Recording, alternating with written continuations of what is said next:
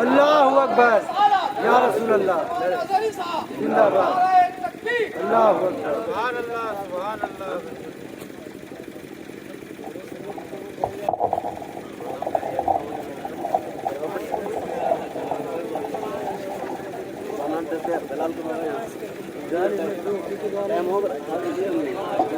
لے کے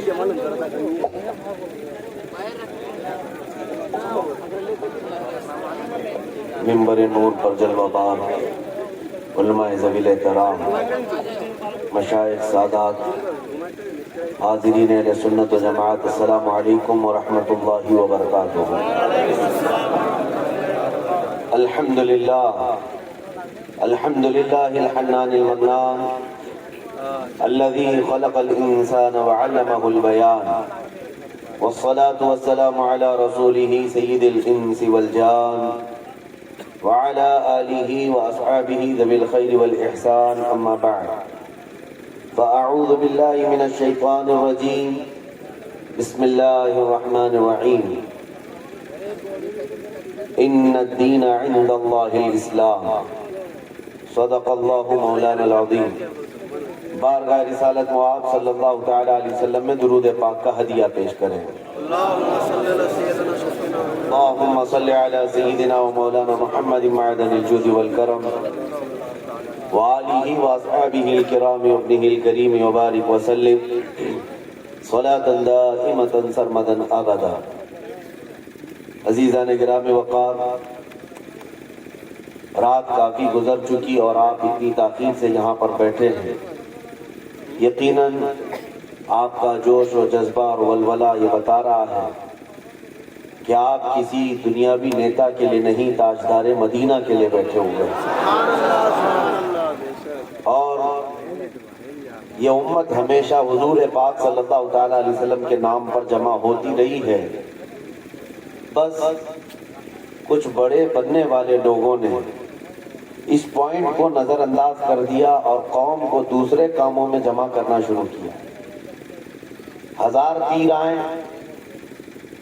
اور نہ جانے جتنے بھی سلسلے ہوئے سب ہمارے سر آنکھوں پر، پیر پر اور سلسلے پر جمع کرنا ایک الگ مسئلہ ہے، لیکن تاجدار مدینہ کی ذات پر جمع کرنا ایک بہت اعلیٰ بات ہے۔ اور ہر زمانے کا امت کا ایک ترہ امتیاز رہا ہے، ہمارے ہزاروں اختلافات ہم پیٹ پیچھے پھینک دیتے ہیں جب میرے مصطفیٰ کا نام آتا ہے۔ اللہ یہ جذبہ ہر مسلمان کے اندر قائم و دائم رکھے۔ مجھ سے پیش کر ناظم اجلاس یا منتظم حضرت مولانا قمر الدین صاحب قبلہ، جن کی دعوت پر میں حاضر آیا، انہوں نے بہت لمبا چوڑا تعارف کرایا، میں اتنا تعارف کے قابل نہیں ہوں اور نہ ہی میں اس طرح کا ہوں جس طرح سے انہوں نے بتایا۔ میرا ایک مختصر سا تعارف ہے، میرا ایک مختصر سا انٹروڈکشن ہے، بس وہ یہی میرا تعارف مجھے ہر جگہ لے جانے پر مجبور کرتا ہے۔ مجھے کبھی یہ دیکھنے کو نہیں ملتا کہ مجھے جہاں سے دعوت دی جا رہی ہے وہ کتنا بڑا شہر ہے، کتنا بڑا گاؤں ہے، یہ تو پہنچنے کے بعد ہی پتہ چلتا ہے۔ اور وہ ہمارا تعارف صرف اتنا ہی ہے جس کو میں خود اپنے انداز میں عرض بھی کرتا ہوں، یا رسول اللہ تیرے عشق کی بدولت مجھے زندگی ملی ہے، ورنہ ہم اپنے آپ میں کچھ بھی نہیں۔ اگر میرے مصطفیٰ کا نام نہ ہو تو ہماری زندگی کا کوئی حاصل ہی نہیں۔ یا رسول اللہ تیرے عشق کی بدولت مجھے زندگی ملی ہے، میری بات بن گئی ہے تیری بات کرتے کرتے۔ سبحان اللہ سبحان اللہ۔ میری بات بن گئی ہے تیری بات کرتے کرتے۔ اور ایک فارمولہ یاد رکھ لو، ان کی بات کرو ہر دل پہ راج کرو۔ نبی پاک صلی اللہ تعالیٰ علیہ وسلم کی ذات پاک ایک ایسی اللہ تبارک و تعالیٰ کی بنائی ہوئی یہاں دنیا میں شخصیت ہے کہ ساری دنیا اس ذات کے ارد گرد ہے۔ وہ جو نہ تھے تو کچھ نہ تھا، وہ جو نہ ہو تو کچھ نہ ہو۔ تمہارا تعارف، تمہاری عزت اسی نبی سے وابستہ ہے۔ حتیٰ کہ لوگ مشہور ہونے کے لیے آج حضور پاک صلی اللہ تعالی علیہ وسلم کی گستاخیاں بھی کر رہے ہیں، اور ان کا مقصد صرف اور صرف اپنی قوم میں ہیرو بننا آج ایک فیشن بن چکا ہے دشمنان اسلام کے درمیان۔ بڑی بڑی کنٹریز میں بھی دیکھنے کو مل رہا ہے، جس کو بڑا نیتا بننا ہے وہ حضور پر بھونکتا ہے، اسلام کے خلاف، قرآن کے خلاف۔ ان ظالموں کو کبھی ڈوب کر مر کر سوچنا چاہیے۔ ہندوستان ہی کی اگر میں بات کروں، مجھے تو میری اس ادا پر بھی فخر ہے کہ اللہ نے مجھے اگر کچھ عطا کیا ہے تو میرے رسول کے صدقے میں عطا کیا، کسی دوسرے پہ بھونک کر تو مشہور نہیں ہوا، تمہاری کسی کتاب پہ بول کے تو نہیں آیا، نہ تمہارے دھرم پہ بول کر آیا، نہ تمہارے کسی گرو گھنٹال کو بول کے آیا۔ مجھے میرے مصطفیٰ کی عزت سے اللہ نے عزت دی، اور انہیں یہ سوچنا چاہیے تمہارے پاس رکھا کچھ ہے ہی نہیں جس کو بول کر تم دنیا میں پاپولر بن سکتے۔ تمہیں پاپولر بننے کے لیے بھی میرے نبی کا واسطہ لینا پڑ رہا، بدنامی سے بھی نام چاہتے ہو، دنیا میں اگر کچھ نام کرنا ہے بدنامی کے ذریعے سے، تب بھی میرے نبی کے نام پر بھونکتے ہو۔ آج ایرا غیرہ نتو کیرا جیسا بھی ہو، اسلام کے بارے میں کچھ کہہ دے تو اس کو چند لوگ ہیرو بناتے ہیں، اور اس پاگل کو یہ نہیں معلوم کہ یہ 4 ہی دن کا ہیرو ہوتا ہے۔ جو یہ خلاف بھونکتا ہے حضور کی شان میں یا اسلام کے خلاف، اسے احساس نہیں ہوتا کہ وہ اس کی مثال ایسی ہے جیسے بیل گاڑی کے نیچے جو کتا چل رہا ہوتا ہے، اسے کتے کو ایسا لگتا ہے کہ پوری بیل گاڑی میں چلا رہا ہوں، تھوڑی دیر کے بعد بیل گاڑی نکل جاتی ہے، تب اسے پتا چلتا ہے کہ کوئی بیل چلا رہے تھے۔ تو یہ ان لوگوں کی مثال ایسی کہ انہیں ایسا لگتا ہے کہ اب ساری دنیا میری ہے۔ ہم نے اپنی آنکھوں سے دیکھا، اور آپ کو بھی میں بتاتا ہوں، ریسنٹلی ہمارے اسی دیش میں ان کتوں کا حشر ابھی کیا چل رہا ہے وہ بھی آپ کو پتا ہے، جنہوں نے اسلام، قرآن اور میرے آقا کی ذات کو نشانہ بنایا، خوب بھونکتے رہے، آج وہ کسی پیپر کے کونے میں بھی نظر نہیں آتے۔ دوسروں کی بات تو چھوڑو، دور دراز تو چھوڑو، اپنی قوم میں ہی نہیں پوچھے جاتے۔ وہ رافضی کتا جو اپنا دین بدل کر نکلا تھا، اسلام بھی بدل لیا، نام بھی بدل لیا، دھوتی پہن کر کے نکل کر چند مہینے ان کا فضلہ کھاتا رہا، اس کے بعد وہاں سے بھی کک مار کر کے نکال دیا گیا، اور اس کے بعد آج حالت کیا ہے۔ اسی لیے میرے عزیزو یاد رکھو، دنیا کی چند چکا چوند کو حاصل کرنے کے لیے انہوں نے میرے نبی کو نشانہ بنایا، لیکن ایک بات میں بتاؤں، آج سے 1400 سال پہلے نبی پاک صلی اللہ تعالیٰ علیہ وسلم کی شان میں حسان بن ثابت نے کہا تھا، یا رسول اللہ آپ سے زیادہ حسین میری آنکھوں نے دیکھا، سبحان اللہ، سبحان اللہ، آپ سے زیادہ خوبصورت کسی ماں نے جنا نہیں۔ انہوں نے حضور کی تعریف کی تھی، اللہ تعالیٰ نے ان کا نام آج تک زندہ رکھا، سبحان اللہ، حضور کی شان میں تعریف کرنے والے۔ باقی جو بھونکنے والے تھے ان کے تو نام بھی یاد نہیں لوگوں کو، جو اسلام کے خلاف دسیسہ کاریاں کرتے ہوئے اپنی زندگیاں تباہ کر گئے۔ میں آپ سے پوچھتا ہوں، جس نے بغداد میں مسلمانوں کی کھوپڑی سے مینار بنا دیا تھا، وہ چنگیز اور ہلاکو، ان کی قبریں کہاں ہیں؟ ذرا ڈھونڈ کے دکھاؤ،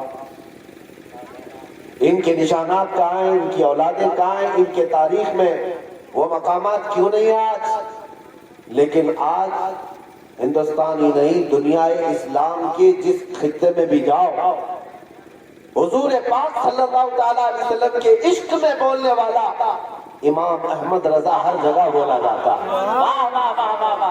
امام احمد رضا کا چرچا ہر جگہ ہوتا ہے۔ کیوں ہوتا ہے؟ اس لیے کہ اس اعلیٰ حضرت نے اپنی زندگی حضور کے عشق میں فنا کر دیا تھا۔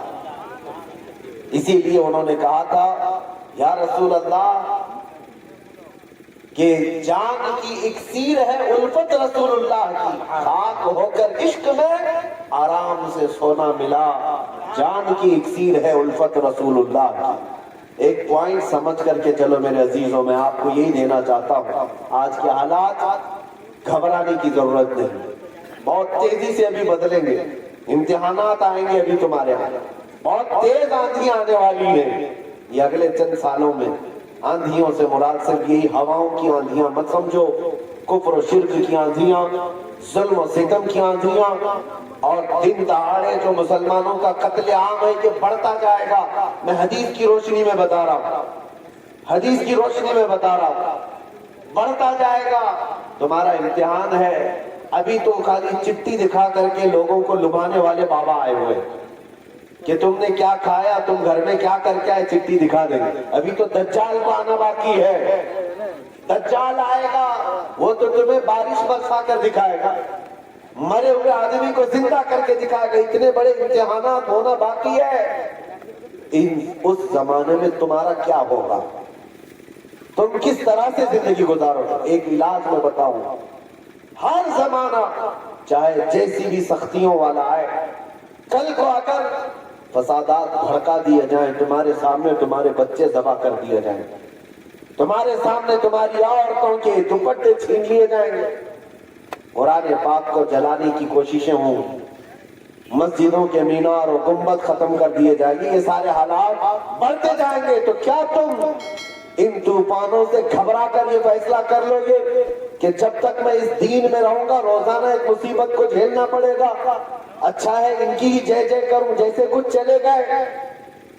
تو میرے عزیزو، اگر تمہارا قدم ذرا برابر ڈگمگا گیا تو پھر آج ہی سے طے کر لو کہ تم ایمان میں آئے نہیں تھے، منافقت میں تھے۔ نفاق تھا، جس کا ایمان ہے وہ ان آندھیوں میں ایک ہی سہارے کے ساتھ زندہ رہے گا، ایک ہی سہارا، چھوڑو کوئی قائد نہیں ملنے والا ہے، مشکل ہے، رہنما، قائد، جماعت، پارٹی، نگراں، سپہ سالار، یہ سب ایک طرف رکھو، ان حالات میں تم ہر طرف دیکھتے رہو گے جس کو اعلیٰ حضرت نے فرمایا ہے، ساتھی ساتھی کہہ کے پکارو، ساتھی ہو تو جواب آئے گا، پھر جھنجلا کر سر دے پٹخو، چل رہے مولا والی ہے۔ حالات ایسے آئیں گے کہ تم ساتھی ساتھی کہہ کر پکارتے رہو، مدد کے لیے کوئی نہیں آنے والا ہے۔ اس زمانے میں ایک ہی سہارا ہوگا۔ فرمایا بزرگوں نے کہ جس کے سینے میں میرے مصطفیٰ کی محبت ہوگی، ان آندھیوں سے وہ ٹکرا کر کے بھی ثابت قدم رہے گا، وہ ثابت قدم رہے گا، ہر آنے والی آندھی کا رخ موڑ دے گا۔ قتل بہت سارے ہو جائیں گے، امتحانات بہت سارے ہو جائیں گے، لیکن نبی پاک صلی اللہ تعالیٰ علیہ وسلم کا سچا فدائی اور سچا وفادار ان آندھیوں کو فیس کرے گا، مقابلہ کرے گا، اور اللہ کی مدد آئے گی، اللہ کی مدد آئے گی۔ اللہ کی جو سب سے بڑی مدد آنی ہے، انتظار ہے سب کو، حالات بدلنے چاہیے۔ سنو، ایک بشارت میں دیتا ہوں، یہ شعر یوں ہی میں نہیں سناتا، کچھ دیر کی خاموشی ہے پھر شور آئے گا، کچھ دیر کی خاموشی ہے پھر شور آئے گا، آج کتوں کا وقت ہے کل ہمارا دور آئے گا۔ یہ یوں ہی نہیں کہتا، یوں ہی نہیں کہتا، اللہ کی سب سے بڑی مدد جو آنے والی ہے وہ قریب ہے، قریب ہے، قریب ہے۔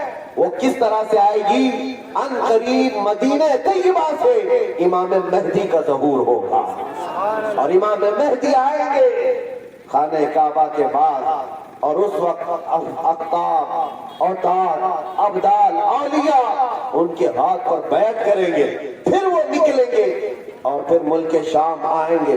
تو امام مہدی کا زمانہ قریب ہے۔ میرے مصطفیٰ کی حدیثوں کا مفہوم میں آپ کے سامنے رکھ رہا ہوں کہ جب وہ دور آئے گا پوری دنیا میں سوائے اسلام کے کچھ نہیں ہوگا۔ آپ نے ابھی شاعر سے سنا، اسلام تھا، اسلام ہے، اسلام ہاں صرف تمہارے گاؤں میں نہیں رہے گا، انشاءاللہ امریکہ میں بھی رہے گا، یورپ میں بھی رہے گا، افریقہ میں بھی رہے گا، اور جتنے چیختے چلاتے ان کی گردن پہ بھی رہے گا۔ ہاں یاد رکھو، اسلام تھا، اسلام ہے، اسلام رہے گا۔ اسی لیے میں نے چند سالوں پہلے کہا تھا، کچھ لوگوں کو تیکھی لگتی ہے بات، کڑوی لگتی ہے، کہ مسجد توڑ کر اپنا معبد بنانا ہے، مسجد کو ختم کر دیا، شہید کر دیا۔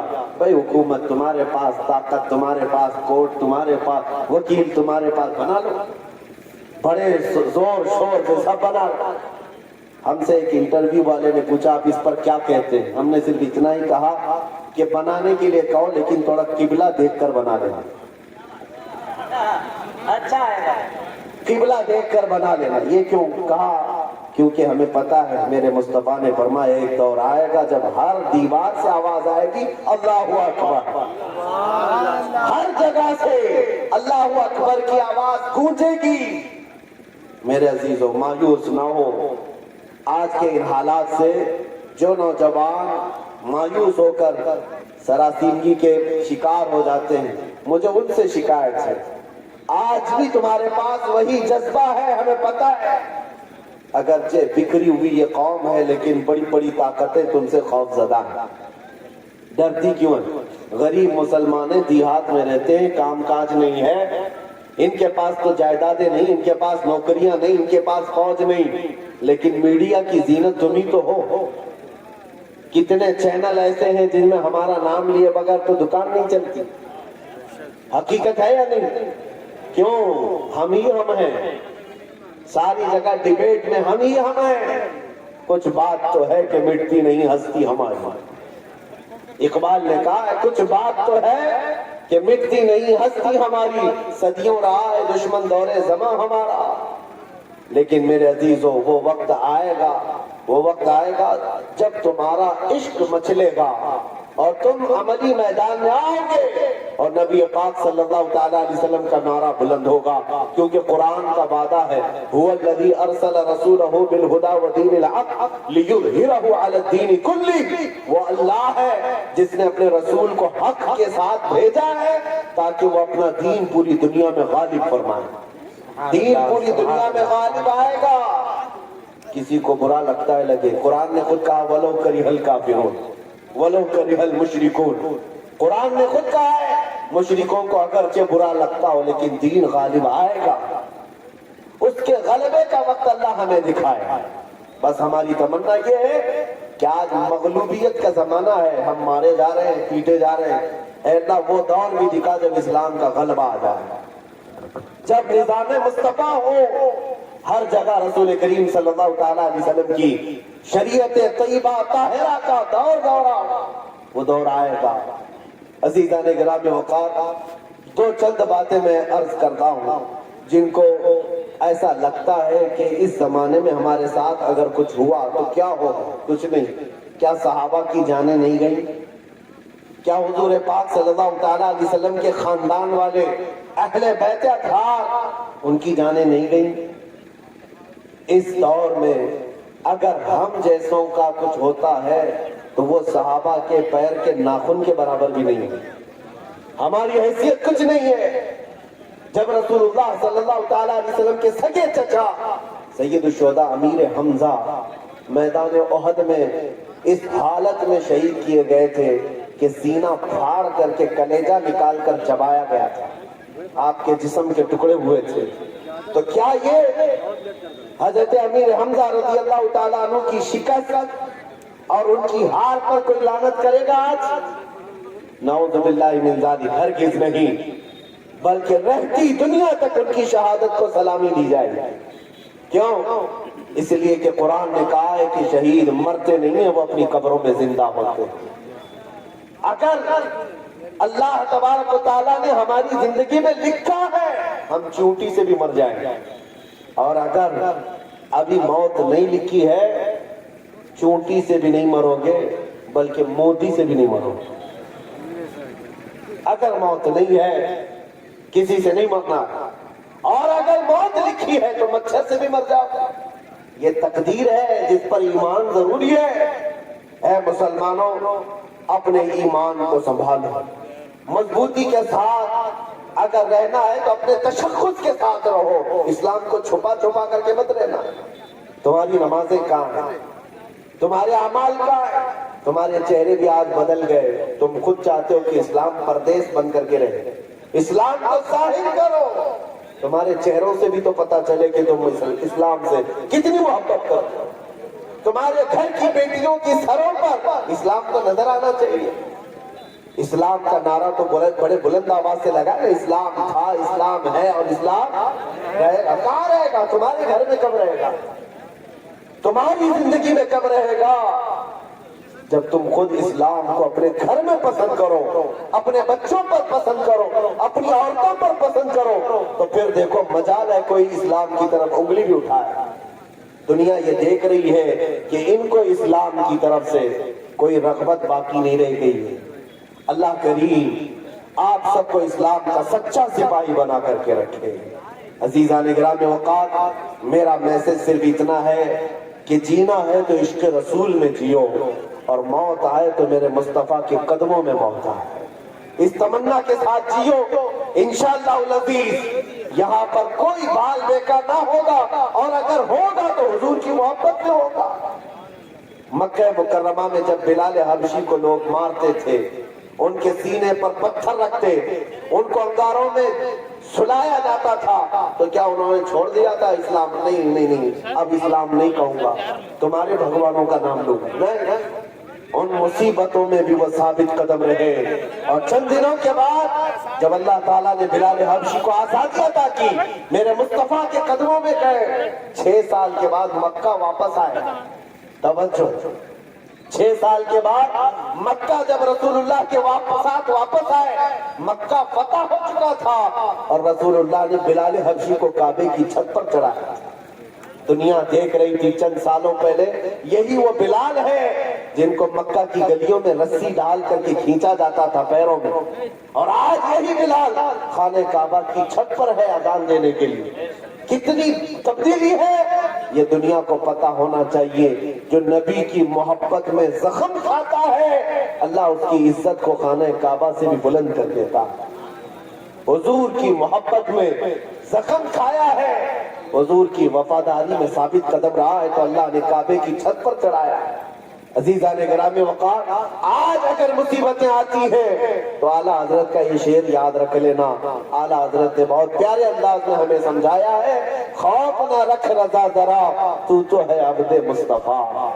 خوف نہ رکھ رضا ذرا، تو ہے عبد مصطفیٰ۔ تیرے لیے امان ہے، تیرے لیے امان ہے۔ ہمارے لیے مقصد آج کی میری تقریر کا خلاصہ یہی ہے کہ انہیں جانا، انہیں مانا، نہ رکھا غیر سے کام۔ للہ الحمد میں دنیا سے مسلمان گیا۔ اے مسلمانوں، آج لے ان کی پناہ، آج مدد مانگ ان سے، کل نہ مانیں گے قیامت میں اگر مان گیا۔ نبی پاک صلی اللہ تعالیٰ علیہ وسلم کی وفاداری کا حق ادا کرو۔ میرا کہنا صرف یہی ہے کہ جلسے بہت ہو چکے، رات بہت جاگتے ہو، اور لوگوں کے سامنے تمہارے نعرے، تمہارے جلوس سب بہت ہو گیا۔ عشق رسول کا مظہر بن کر کے کسی دن اگر تم کسی گلی سے بھی گزر جاؤ، مولا تمہاری خوشبو سے لوگوں کو اسلام کی طرف پھیر دے گا۔ اسلام کی طرف لوگ تمہاری خوشبو سے آ جائیں گے، تمہاری تبلیغ کی بھی ضرورت نہیں ہوگی۔ بس شرط یہ ہے کہ تم محبت مصطفیٰ صلی اللہ علیہ وسلم کا پیکر بن کر کے تو نکلو، تمہارے اندر وہ تبدیلی آ جائے۔ ابھی مولانا آپ سے پوچھ رہے تھے، جلسے کا حصول یہی ہے کہ کاش اس جلسے میں کوئی بیٹھا ہوا غیرت مند جوان یہ عہد کرتا کہ میں میرے مصطفیٰ سے جان سے زیادہ محبت کرتا ہوں، میں میرے نبی سے جان سے زیادہ محبت کرتا ہوں۔ میں یہ جو کہہ رہا ہوں حقیقت ہے یا نہیں آپ کے ساتھ؟ آپ جان سے زیادہ محبت کرتے اپنے نبی سے؟ سب نہیں کرتے، یا پھر سو رہے ہیں؟ نبی پاک صلی اللہ تعالیٰ میں ہاتھ اٹھانے کے لیے نہیں کہہ رہا، ارے میرے عزیزوں میں تو گردن کٹانے کی بات کر رہا ہوں، ہاتھ تو بہت چھوٹی چیز ہے۔ کیا آپ نبی پاک صلی اللہ تعالیٰ علیہ وسلم سے اپنی جان سے زیادہ محبت کرتے ہیں؟ اگر حضور سے جان سے زیادہ محبت ہے تو کوئی جوان یہ عہد کرتا، میرے نبی کو نشہ پسند نہیں تھا، میں کبھی نشے کے قریب نہیں جاؤں گا، میرے رسول کو کبھی گانے پسند نہیں تھے، میں گانے کبھی نہیں سنوں گا، ترک کر دوں گا۔ نبی پاک صلی اللہ تعالیٰ علیہ وسلم نے شراب کے لیے حرام فرمایا ہے۔ شراب تو دور کی بات ہے، کوئی چھوٹے سے ہلکے قطرے کو بھی میں ہاتھ نہیں لگاؤں گا، اس لیے کہ میرے آقا نے فرمایا شراب پینے والوں کو کل قیامت کے دن جہنمیوں کا خون اور پیپ کھولا کر کے پلایا جائے۔ ہم میں سے کوئی وہ عذاب سہنے کے قابل نہیں۔ یہ عہد کر کے اٹھتا تو یہ حقیقت میں عشق رسول کا مظاہرہ ہوتا، یہ حضور سے محبت کا ہدیہ ہوتا۔ لیکن ہوتا یہی ہے کہ تمہارے اندر نعرے لگانے کی طاقت بہت زیادہ ہے، اور حضور پاک صلی اللہ تعالیٰ علیہ وسلم کے لیے مر مٹنے کی بات کرنے کا جذبہ بھی ہے، لیکن اپنی زندگی میں بدلاؤ لانے کا جذبہ کیوں نہیں؟ حضور پاک کا واسطہ دیتا ہوں، زندگیاں بدل ڈالو، زندگیاں بدل ڈالو۔ اور اگر تم نے اپنے محلے سے شروعات کی، دیکھتے ہی دیکھتے یہ فضا پورے ملک میں قائم ہو جائے گی، پورے ملک میں قائم ہو جائے گا۔ تم اپنی مسجدوں کی پابندیاں شروع کرو، تمہاری مسجدیں بھری ہو تمہارے نمازوں سے، تمہارے سجدوں سے۔ ایک بات میں آپ کو بتاؤں، ہمارے علاقے میں ایک محاورہ کہا جاتا ہے، ایک محاورہ ہے، کھلا میدان ہوتا ہے تو کتوں کا راج ہوتا ہے۔ اگر میدان میں کوئی آتا جاتا نہیں ہے تو کتے راج کرنے لگ جاتے ہیں، صاحب کچرا بھی وہیں پر، کتے بھی وہیں، ایک دوسرے کو بھونک رہے ہیں، چڑھ رہے ہیں، کود رہے ہیں۔ یہی یہ محاورہ ہی حقیقت بھی ہے۔ جب تمہاری مسجدیں آباد ہوں گی، کسی کتے کی مجال نہیں ہوگی کہ مسجد کی طرف آنکھ اٹھا کر دے۔ تمہاری مسجدیں ویران ہو گئی، مسجدیں خالی ہونے لگی، جس کی وجہ سے ایرا غیرہ نتھو کھیرا مسجدوں کی طرف آنے لگ گیا۔ مینار پر کبھی حملے، گنبدوں پر کبھی حملے۔ اے نوجوانوں، یہ مسجدیں آج تمہیں پکار رہی ہیں، آ جاؤ مجھے آباد کرو، آ جاؤ مجھے آباد کرو۔ ایک نہیں کئی مسجدیں شہید ہونے کی کگار پر ہیں، اسی لیے آج بدلو، آج لے ان کی پناہ، آج مدد مانگ ان سے، کل نہ مانیں گے قیامت میں اگر مان گیا۔ میری تقریر کا خلاصہ میں لب لباب آخر ختم اس بات پہ کرتا ہوں، نبی پاک صلی اللہ تعالیٰ علیہ وسلم کے اس نقطے پر جمع ہو جاؤ، اللہ کریم تمہیں کیا نہیں دے گا۔ تم آج یہ سوچتے ہو ہماری سیاست کیسے، ہماری حکومت کیسے ملے گی، ہماری قیادت کیسے ملے گی، ہماری کھوئی ہوئی دولت کیسے آئے گی، سب آئے گا۔ ارے یہ کوئی چیز ہی نہیں ہے، بلکہ اللہ رب العزت کے قرآن پاک کی آیت کی ترجمانی کرتے ہوئے عاشق رسول کہتا ہے کہ محمد سے وفا تو نے، کی محمد سے وفا تو نے، تو ہم تیرے ہیں۔ یہ جہاں چیز ہے کیا، لوح و قلم تیرے، یہ سیاست چیز ہے کیا، لوح و قلم تیرے ہے، حکومت چیز ہے کیا، لوح و قلم تیرے ہے۔ اللہ کریم تجھے لوح و قلم عطا کر دے، بس شرط یہ ہے کہ میرے مصطفیٰ سے محبت کرو۔ ہمیں کرنی ہے شہنشاہ بطحا کی رضا جوئی، وہ اپنے ہو گئے تو رحمت پروردگار اپنی۔ مولا کریم کہنے سننے سے زیادہ عمل کی توفیق عطا فرمائے۔ اے رب کریم ہمیں اس وقت تک موت نہ دے جب تک تو اور تیرا رسول ہم سے راضی نہ ہو جائے۔ وآخر دعوانا الحمدللہ رب العالمین۔ السلام علیکم۔